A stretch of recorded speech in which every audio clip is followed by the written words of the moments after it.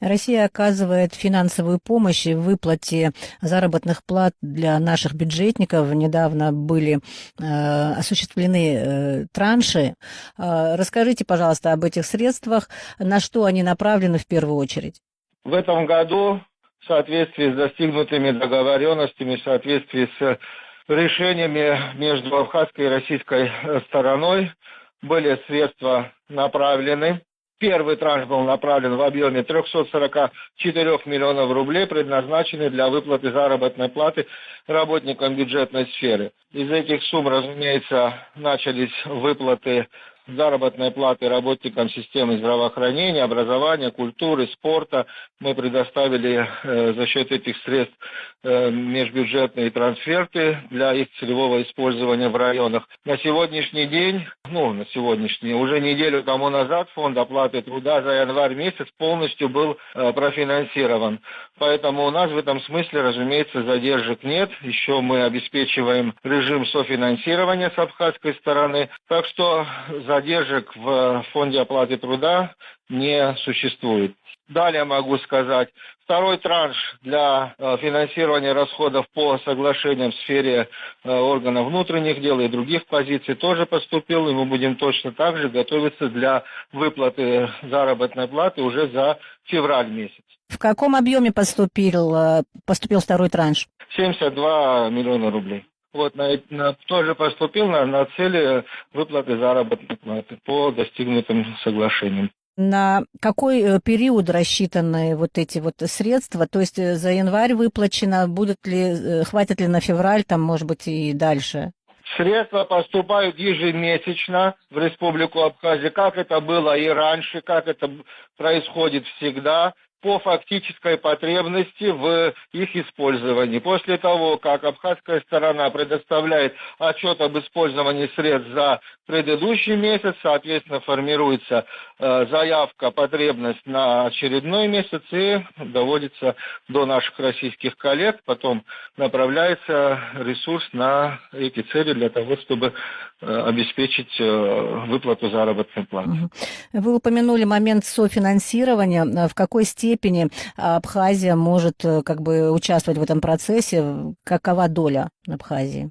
Мы участвуем в этом процессе по достигнутым нашим соглашениям, по достигнутому нашему уровню. В текущем году мы, естественно, будем предлагать правительству принимать постановление о индексации фонда оплаты труда для достижения целевых показателей.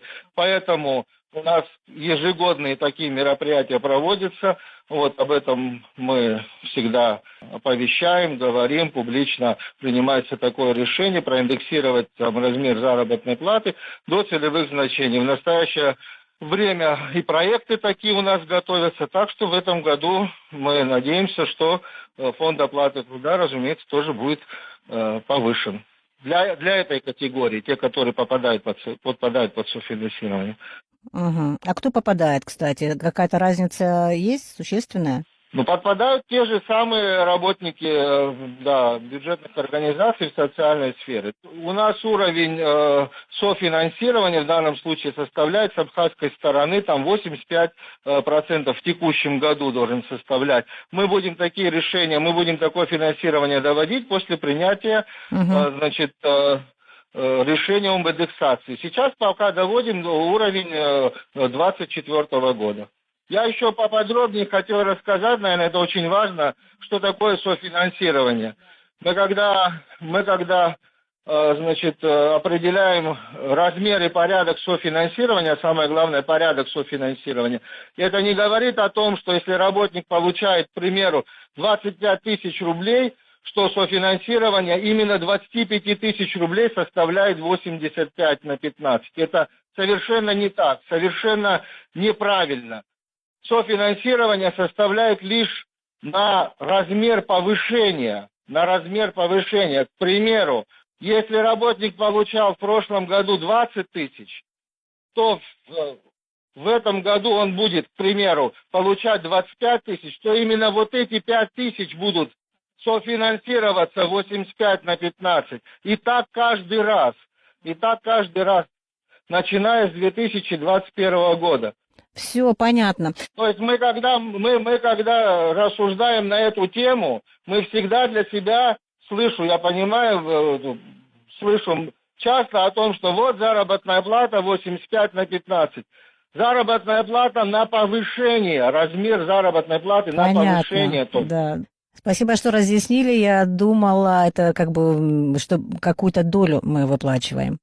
Владимир Валерьевич, хотела уточнить еще такой вопрос. Вы сказали, что будет ежемесячные вот эти транши поступать, да, на выплаты бюджетникам. Он будет в одном и том же размере, эти средства? Эти средства будут поступать в таком размере, в котором будет потребность. Как правило, это 1/12 от тех объемов, которые предусмотрены бюджетом на 25 год, на соответствующий год. Сейчас эти средства поступают именно в таком же порядке. 1/12. 1/12, и сколько это составляет? Каждый раз по разным соглашениям 1/12. Сейчас поступило 344, потом соглашения другие, я о которых сказал, сработали, там поступили тоже 1/12, 72 миллиона. Там процедура и порядок оказания помощи, российской финансовой помощи не изменился. Все продолжается именно в таком же порядке, как и было раньше. То есть, как и было финансирование раньше, у нас нет никаких в этом плане сбоев. Финансовая помощь оказывается в соответствующих размерах.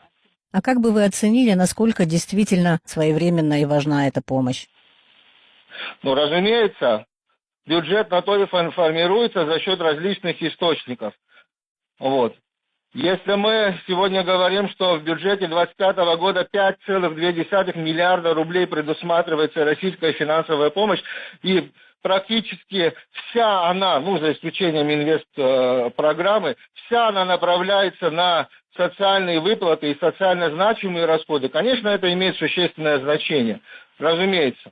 Разумеется, и очень важное существенное значение, а тем более в настоящий период, в начале нового финансового года, когда у нас, соответственно, у нас же сезонные тоже доходы, как правило, поступают, когда в первом квартале у нас меньше всего доходов, и именно российская финансовая помощь нам сегодня помогла справиться с выплатой заработной платы. Вы сами представляете, 344 миллиона рублей, это же мы точно не смогли бы справиться с этим. Спасибо за интервью. Всего доброго. Благодарю. Да.